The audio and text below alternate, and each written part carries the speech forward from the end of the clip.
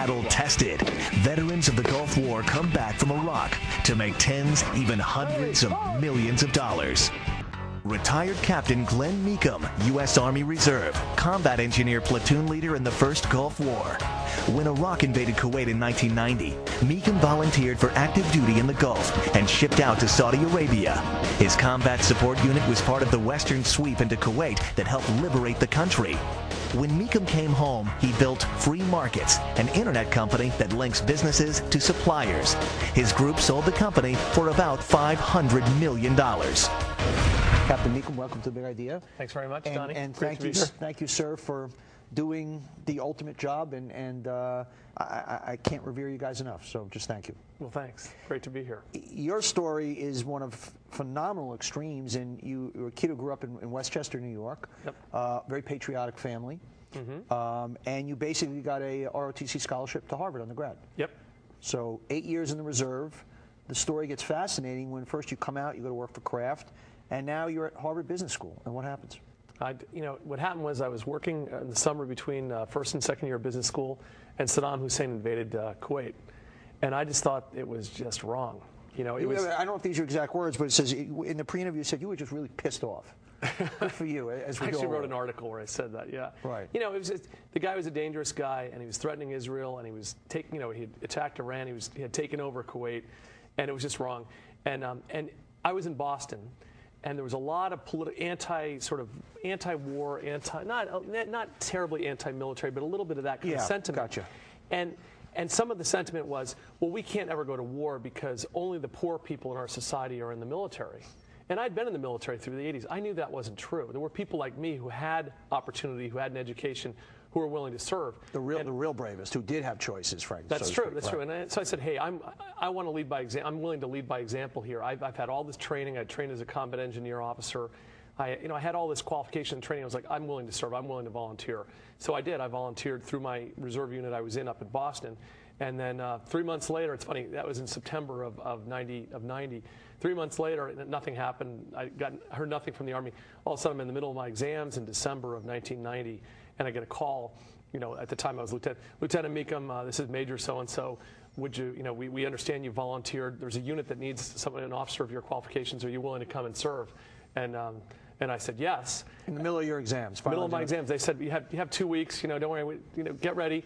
The next day I got it back from my exam, the 2 exams I had in the morning, voicemail machine in my machine saying, you've been activated today, report into your unit. I got to talk to the camera because you talk about an extraordinary man. Here's a guy who was in his Harvard MBA program, a guy guaranteed to start out making six figures, going to millions, and volunteer with the Army. It doesn't make you any more of a hero than the guys who are less affluent. It just makes it a more unusual story. So it's fantastic. And you go over there, and while your classmates are taking their final exams, and what do you find over there? Tell me about your life over there. Well, four quick weeks to get ready. Mm-hmm. I was put into a unit that was a combat engineer unit. We got over there first week of January, so a couple weeks before the shooting started. And, it was an extraordinary experience. I was there for 5 months. What we learned over there, though, is it's a big team effort. Right. It really, war is a tremendous team effort.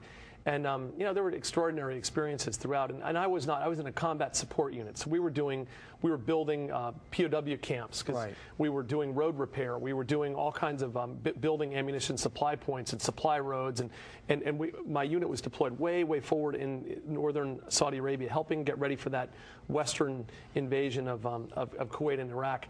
And I remember the first night, though, I got up in our area where we were doing our work just the night before the night the bombing started, when we started the war. And it was an extraordinary situation to be there with a lot of young soldiers, incoming Scud missiles, gas alerts, everybody with their chemical equipment on, and just being in a position to help reassure people that, hey, we're going to be all right, we're going to get through this. But it was a lot of different projects all over, just doing construction. Were you frightened? Everybody's frightened. Yeah. I don't think anybody says they're not frightened. Everybody's frightened. It's a question of, I think, with the training you get and the experience, you learn to manage your fear. What does that mean, manage your fear? That means going on despite your fear. It means keeping your head. It's the same thing. You ever play football in high school or anything? Well, same thing. Unorganized, but yes, okay. But it's that you're scared to go into the game, but you learn how to manage that fear and do your job anyway. Right. It's part of the team effort. Let's move to something infinitely less important, but certainly very valuable for our audience here.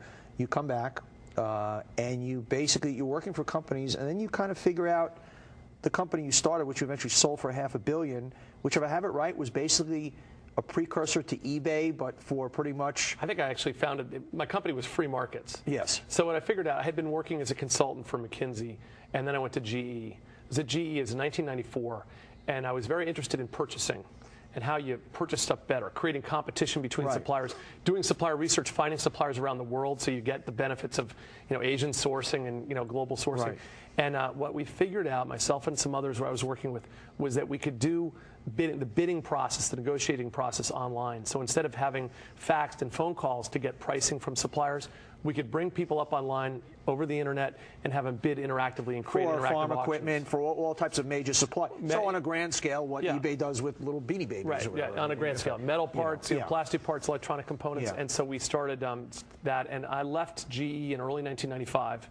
Because it was just hard to get something new started within a large corporation. A brilliant corporation, but there is a big difference. Right, as great a company as GE it's just different. That's the difference between being an entrepreneur and a corporation. Very simple. So I took, I recruited a couple people to join me. We started Free Markets in 1995. We went public in 99, had a $13 billion market cap at our peak. And then, of course, we crashed. Stock crashed in March of 2000, and then again in November 2000. But we...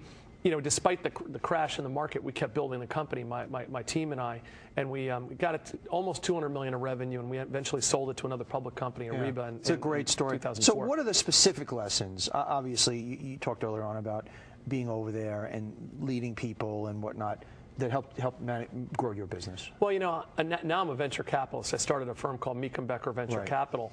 And what we do is we try to tell young entrepreneurs, you got to be a really good leader.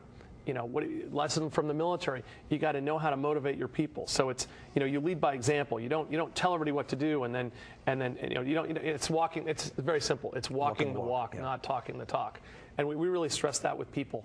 I think also, speed. There's a need for speed. One thing the military teaches, which is a great management principle, which is kind of the 70 or 80% rule.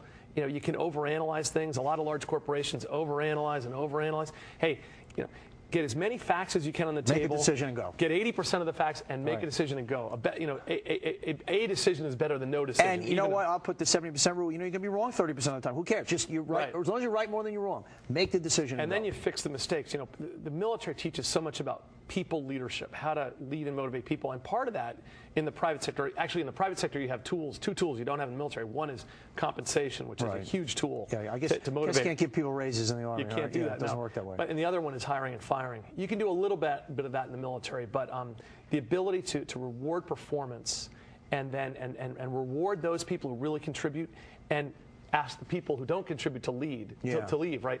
And a lot of the mistakes you make in business are people mistakes. It's all people mistakes. And so if you can correct those mistakes quickly, that makes a huge valuable difference. Correct it. Absolutely. Absolutely. Well, your story is a fantastic one, and I appreciate you being here. And once again, congratulations. Thanks, Donny. I appreciate it very much.